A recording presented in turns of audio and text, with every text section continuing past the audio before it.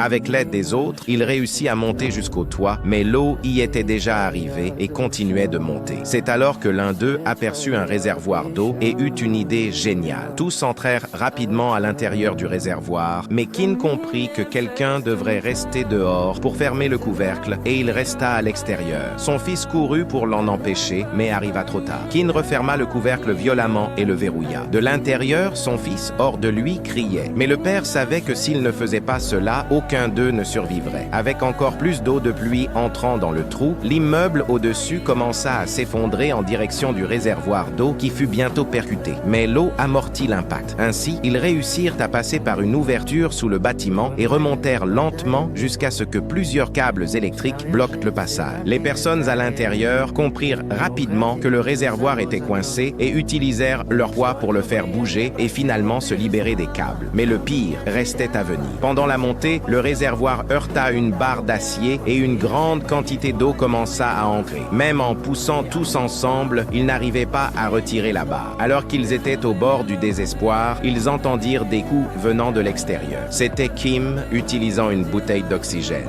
Grâce à son aide, ils réussirent enfin à dégager la barre d'acier. Mais le trou laissé par la barre ne pouvait pas être bouché. Voyant cela, Tom prit son courage à deux mains et enfonça son bras dans le trou de toutes ses forces. À l'extérieur, Kin tenta d'attraper la main de son fils, dans l'espoir de monter avec le réservoir, mais même en nageant de toutes ses forces, ce ne fut pas suffisant. Alors qu'il était sur le point de replonger dans le trou, une corde attachée au réservoir s'enroula autour de lui.